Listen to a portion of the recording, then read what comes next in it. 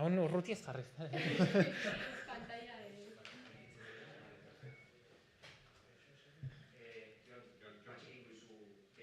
Vale.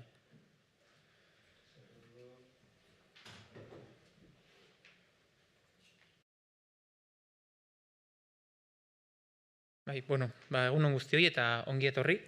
Gogoratuko duzue 2018ko udazkenean ospatu genuela lehen aldiz Euskaraldia, Euskararen ariketa kolektibo erraldoia, eta garai hartan ere, 2018 hartan lehen aldiz ere, ezagutu genituela aho bizi eta belarri prest rolak. Eta horrekin batera, jakina etorri zirela, txapa soinean jartzeko saiakera eta intento guzti horiek.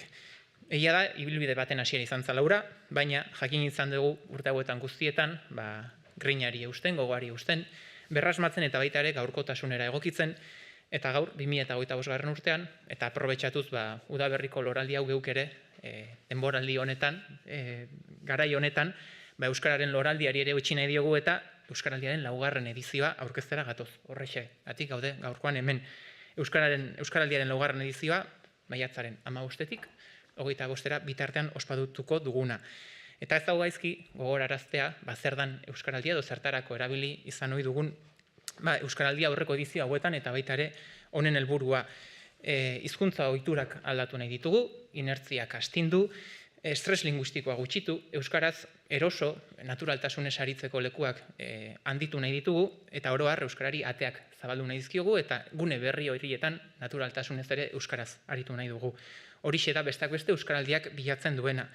Eta uste dut ere, importantea dela, aipatzea euskaraz aritzea autua dela, autu personala, eta euskaraldiaren txapa, ikur horrek, rolak hautatzeare autu horren isla badela. Gainera mundu hiperrazeleratu eta globalizatu honetan, garrantzitsua da ere tokikoari ondo lotuta egotea, tokiko komunitateak ondo errotzea, eta baita ere garatzea, eta konstiente izatea, jakina, euskarare aldatu egin behar diogula, moldatu egin behar dela garaietara, baina tokikoari eutsi egin behar diogula. Eta uste dute euskaraldiak hizkuntza komunitate horren sendotasuna ere adierazten duela. Eta horrexegatik gaude gaur hemen, 3 estamentu edo behintzat 3 eragile desberdin alde batetik, udala, administrazio publikoa, bagera elkartea eta baita horren ordezkari, auzoetako euskara batzordeak. Guztion artean, hizkuntza komunitate sendo eta ondartxu baten artean, egingo duelako euskarak jakina aurrera. Eta, behintzat gogoraraztea, datorren astera arte, posible izango dela izena ematea, euskaraldia.eus web orriaren bitartez posible izango da euskaraldian izena ematea, bakoitzak bere rola hautatzeko aukera izango du, eta Donostiaren kasuan behintzat, txapak hartzeko guneak izango dira. Bai, plaza Berrin Konstituzion parantzan daukagun euskara zerbitzua, baita geure kulturetxe sarea eta bagera elkarteak Hernani kalean daukan bulegoa. Bertan aukera izango du, bai izen eman zein txapak hartzeko.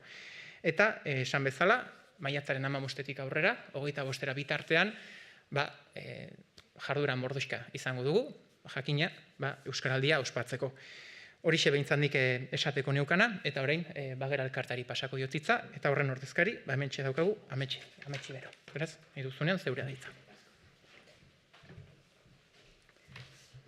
Egunon guztioi, bageran argi dugu gaurko euskararen erabileraren datuak ez direla duela urte batzuk aurre ikusitakoak.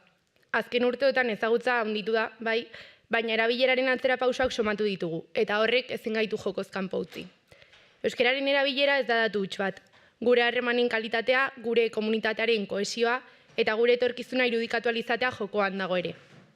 Horregatik aurten elkar mugituz egingo dugu lelopean, dei egiten diogu herri honi ilusioz eta konplizitatez mugitzera. Ilusioz ez degulako amore eman nahi, eta konplizitatez badakigulako bakarka ez, baina elkarrekin lortuko degula. Hariguneak, ahobiziak, belarri prestak, gure herriko kaleetan euskeraz bizitzeko baldintzak sortzen ari gera, egunero. Eta hori da zuzen euskaraldiaren indarra, aldaketa sozial bat kolektiboki eraikitzea, jarrera bat aktiboki hartzea, eta gure hizkuntza, gure ahotsa bizitzaren erdigunean jartzea. Beraz, aurten ere hartezagun parte, eta parte hartzeaz gain gure ingurukoak mugiarazi ditzagun.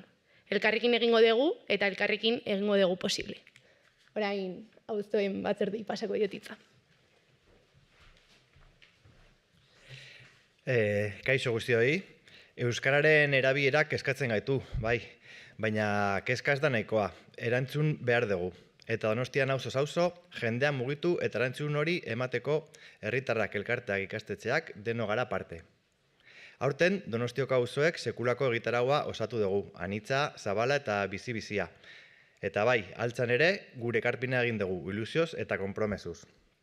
11 egunez kalera aterako gea, kaleak hartuko ditugu, txapaz eta euskaraz beteko ditugu gure auzoak. Eta ez da edonola, sare bat ari gara osatzen, herritarren elkarteen auzokoen artean, eta sare honek euskaraz egiten du. Euskaraldia ez da kanpaina bat, ez da ohitura bat aldatzea bakarrik, mugimendu bat da, eta mugimendu horrek indarra behar du. Bueno, hauxe helarazteko geneukana, bakita azkarra eta laburra izan dela, baina, hemendik aurrera galderak baldin badituzue, edo zalantzak, hementxe gaituzue erantzuteko prest.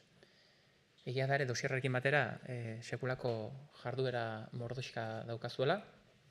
Bai, aipatza igual, hasiera maiatzak 15, musika eta dantza eskolak parte hartuko duela, Blas de Otero Palazan, okerrez balimana, hori da zazpiretan, horrekin gure txupinazoa edo hasiera emango diogu euskaraldiari.